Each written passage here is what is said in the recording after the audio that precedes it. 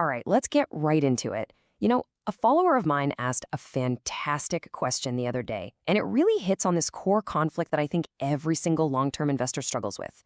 We're always told to earn first, spend later, but then we're also told to hold on to great assets forever. It feels like a total paradox, right? So the big question is, when in the world can you actually enjoy your money? And yeah, this is the question, isn't it? I'm sure it's crossed your mind too. I'm always talking about letting your profits run, weathering the market cycles, but if you can never, ever cash out, what is the end game? Well, let me be clear, you can absolutely spend your money. But how you do it and when you do it, well, that makes all the difference in the world. And that's exactly what we're going to break down. So the very first thing we need to do here is make a pretty major mindset shift. We have to stop measuring our wealth by its constantly changing dollar value. Instead, we need to start thinking in what I call asset-native units. Trust me, this is the key that unlocks everything, especially when it comes to spending rationally. So, what on earth does that actually mean? It means your main goal isn't to watch the dollar signs go up and down. Your primary mission is to increase the physical amount of the asset you own. Your mental scoreboard isn't tracking dollars, which are all over the place. It's tracking something you have way more control over: the number of units you hold. This little shift pulls you right off the market's emotional roller coaster. And this right here really lays it out perfectly. The fiat view. Thinking in dollars is just a recipe for anxiety. Your emotions are tied to every little market swing. But the asset view, it's steady, it's calm. Your focus is just on one thing: stacking more units. It's a much more controlled and, frankly, a much healthier way to approach investing. So let's make this super concrete. If you believe high-end real estate is the place to be, your goal is to get more square footage over time. Simple. If you believe in gold or Bitcoin, your goal is to just methodically increase the number of grams or coins you own. The dollar price, it becomes kind of secondary to the real goal, which is accumulation. Okay, so why is this accumulation mindset so ridiculously important? Because holding on, resisting that urge to constantly sell, is the only way you unlock the insane, almost magical power of long-term compounding. And the thing about compounding is that the biggest, most life-changing rewards are massively backloaded. I mean, just let this quote from Warren Buffett sink in for a second. It's truly mind-bending. Think about it. It means that all the money he made in his later years completely, utterly dwarfed everything he had managed to accumulate in all the previous decades combined. That's the explosive power of compounding when you just let it do its thing. And this chart right here shows you exactly what we're talking about. The gains you make in your first few decades, yeah, they might feel kind of slow. You might not feel like you're hitting those huge financial goals. But if you protect your principal and just keep at it, the gains in those last few years can be 10 times bigger than all the previous years put together. And listen, you don't have to be a billionaire or wait 50 years to see this happen. Even on a smaller, more relatable timeline, this logic is ironclad.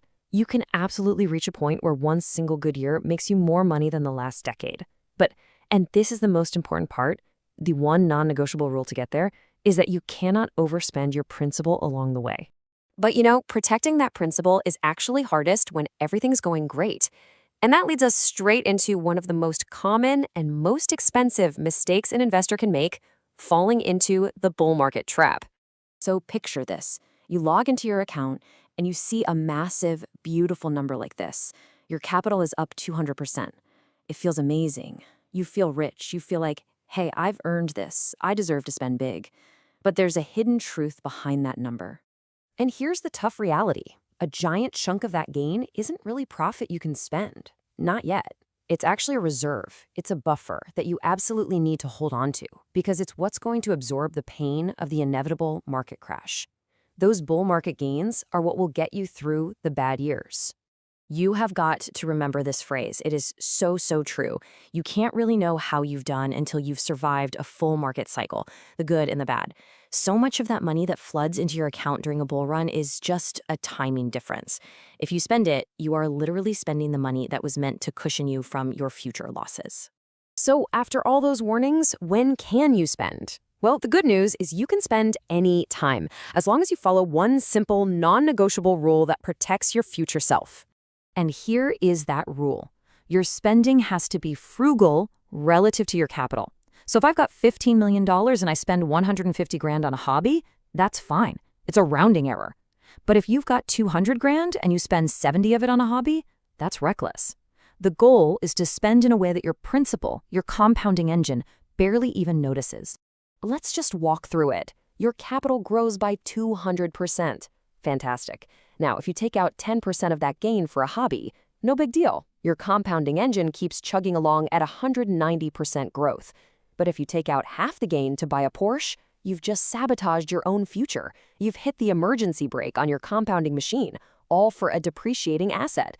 And this is a perfect modern-day example of a really dangerous delusion. This idea that you can just own a few Bitcoin, sell a little bit every month to pay your bills, and never work again, it's a total fantasy for most people. What ends up happening is you slowly bleed out your position, squandering the huge advantage you had by getting in early, and you miss out on all that incredible future growth. So, I'll leave you with this one question. The next time you think about cashing out a big chunk of your gains for a major purchase, just ask yourself this. Are you spending your future to pay for your present? Is this thing you want to buy today worth what it could have become tomorrow? The answer to that question, well, it'll tell you everything you need to know. Smash like and subscribe.